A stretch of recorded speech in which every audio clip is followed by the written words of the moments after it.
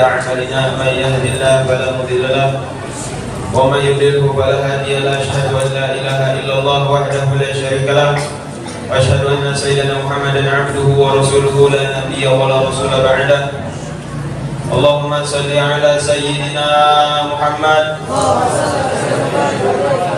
صلاة تكفر بها الذنوب آمين وتصلح بها القلوب وتنطلق بها العزوب وتلين بها الصعوب وعلى آله وصحبه ومن إليه منسوب ربي اشرح لي صدري ويسر لي أمري واحلل عقدة من لساني يفقه قولي برحمتك يا أرحم الراحمين سبحانك لا علم لنا إلا ما علمتنا إنك أنت العليم الحكيم صدق الله.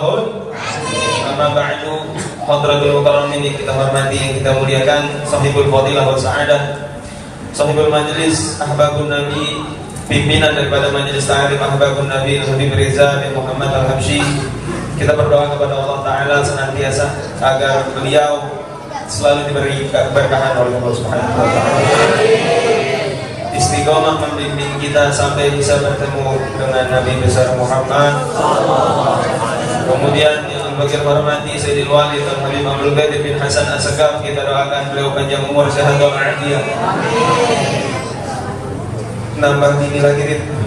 Amin ya rabbal alamin. Kemudian ada Ustaz bin Juri, Ustaz Faisal Hidayat, Ustaz Hadi, Ustaz Raka, Ustaz Udin. Kita berdoa kepada Allah Ta'ala, kita yang hadir pada malam hari ini, Allah turunkan keberkahan kepada kita semua. Yang tadinya duitnya dikit jadi banyak. Kalau udah duitnya banyak, nyumbang buat ahbabun Nabi. Kalau kagak banyak nyumbangnya, dikitin lagi. Amin kan nih? Tadi saya terharu, anak kecil ketika sorban terbang dikelilingin di jamaah, itu udah ada antusias untuk memberi. Kita sebagai orang dewasa sudah sejauh mana meneladani anak kecil? Ingat, ada pepatah yang mengatakan undur maqala wala tandur manqala. Lihat apa yang dilakukan, jangan lihat siapa yang melakukan. Lihat apa yang dikatakan, jangan lihat siapa yang mengatakan. Anak kecil kalau udah dia berbuat baik, tiru. Anak gede kalau sukanya ngintip botol, jangan ditiru. Begitu. Terharu saya.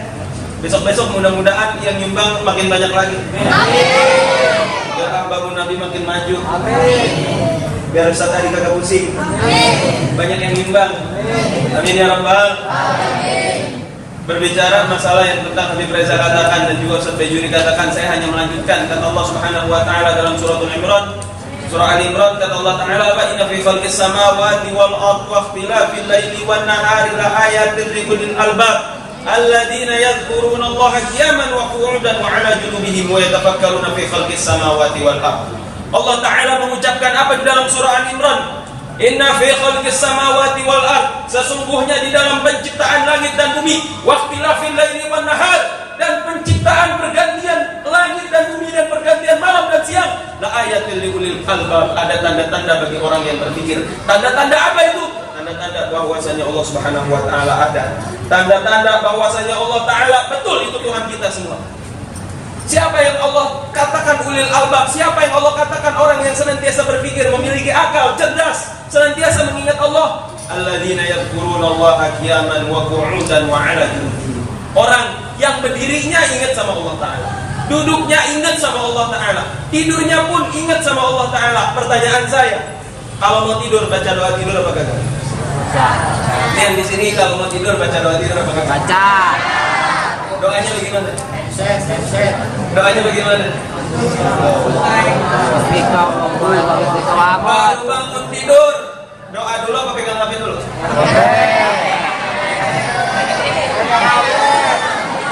Cek WhatsApp dulu. Doi juga kalau kamu tidur lagi. Yang jomblo bisa ngomong.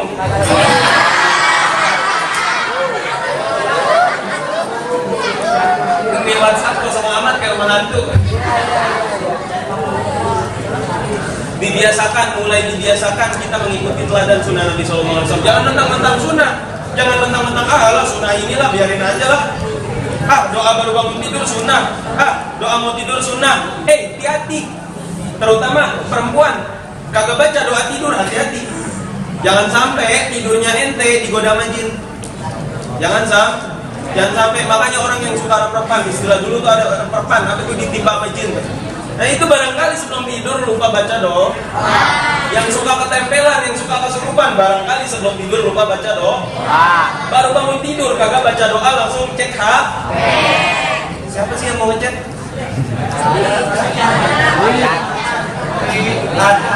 Bagi yang jomblo maupun yang udah kagak jomblo, yang udah nikah, yang udah segala macam, udah punya anak, punya cucu, ingat ada satu makhluk yang kepo sama kita. Dalam satu hari 70 kali ngekepoin kita.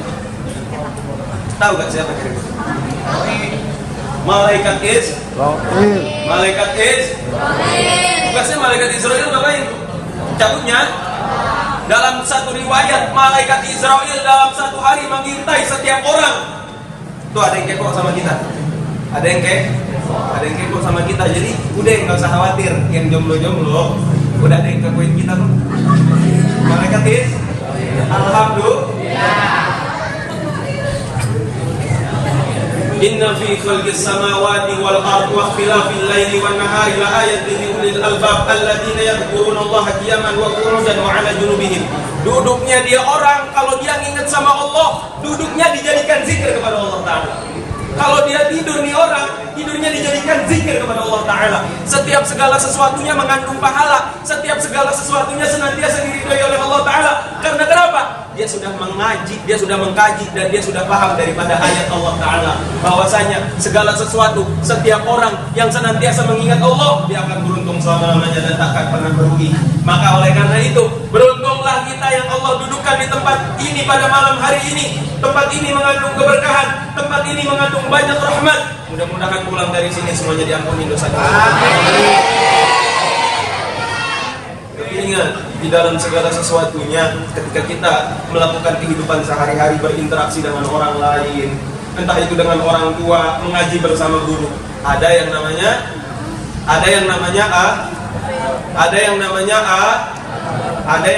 A. Jadi adab itu harus dipakai selama 24 jam.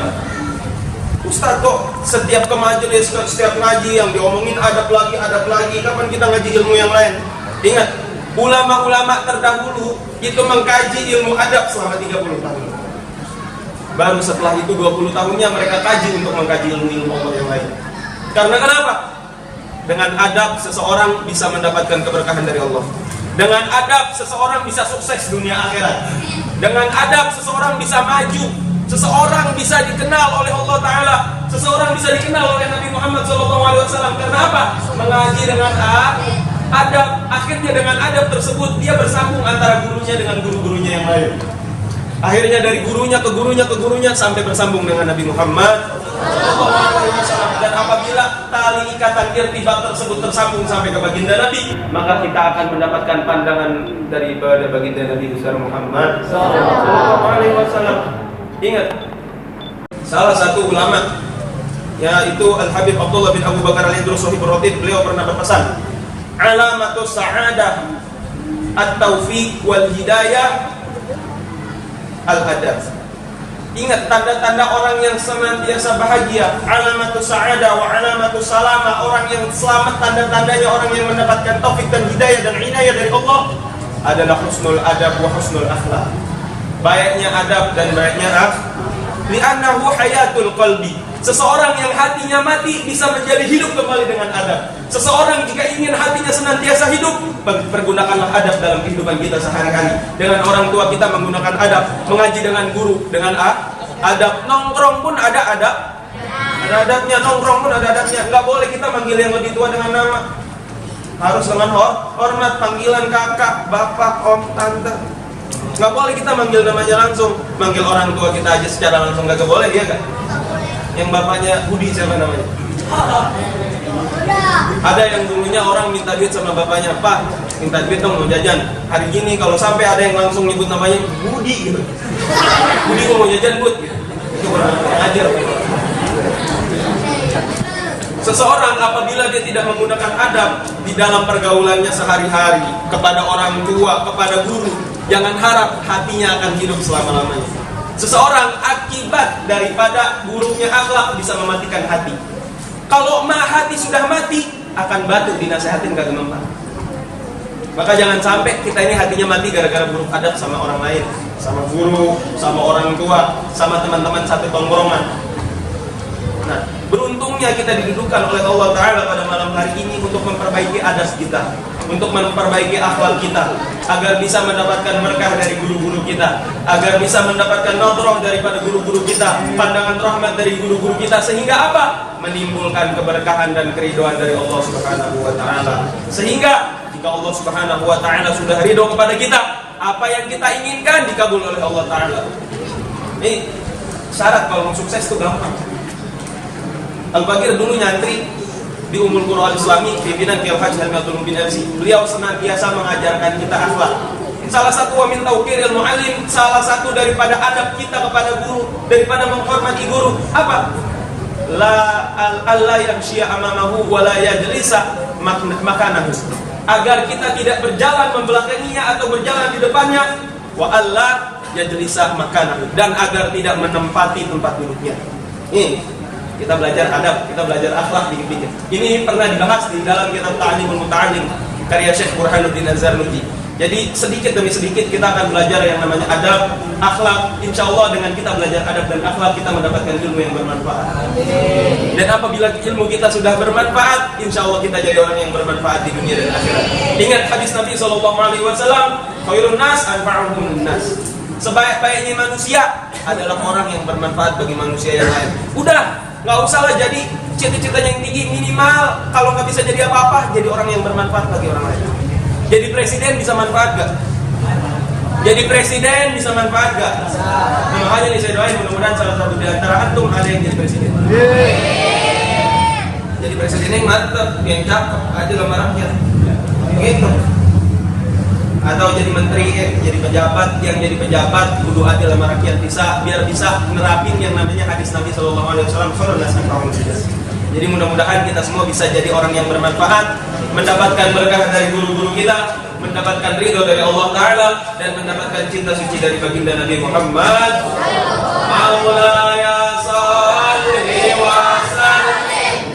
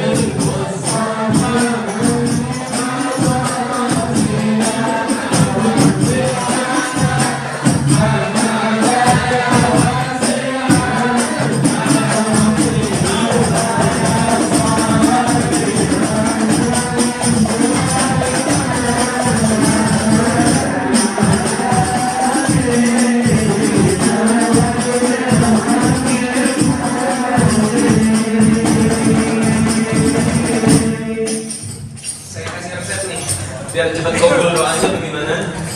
Nanti ketika mahalul qiyam, sembari kita membaca ya Nabi salam alaika, ya Rasul salam alaika, ya Habib salam alaika, salawatullah alaik, itu di dalam hati kita harapkan mudah-mudahan ketika kita membaca salawat kepada Nabi, kita baca maulid syukur buat Nabi, mudah-mudahan Allah kabul hajat kita. Amin. Kita harus sering-sering. Kenapa Habib Reza setiap malam Sabtu baca maulidnya ini lagi, baca qasidahnya, baca salawatnya ini lagi. Kenapa? Ingat kata Habib Umar bin Muhammad bin Salim bin Hafid bin Syabullah bin Salim, beliau berkata apa? Karir dzikra wasfi Muhammadin kaima tuziha 'anil qulubil rana. Orang kalau pengen dirontokin penyakit-penyakit hatinya oleh Allah Ta'ala, jika pengen dikabul hajatnya, karir dzikra wasfi Muhammadin, perbanyak menyebut nama baginda Nabi besar Muhammad kaimatu ziha 'anil qulubil rana, supaya rontok penyakit-penyakit hati dari setiap manusia yang ingin dibersihkan oleh Allah Ta'ala hatinya, yang ingin cepat dikabulkan oleh Allah Ta'ala hajat-hajatnya. Maka perbanyak bersolawat kepada baginda Nabi besar Muhammad. Pengen minta anak, banyakin baca sholat. Pengen punya jodoh, banyakin baca sholat. Pengen banyak duit, banyakin baca dan sholawat. Insya Allah kita mendapatkan barokah, hajat kita kabul, dosa kita diampuni, dosa orang tua kita pun ikut diampuni. Walaupun minkum, mudah-mudahan bermanfaat. Mohon maaf apabila ada salah-salah kata dan penyampaian. Wassalamualaikum warahmatullahi wabarakatuh.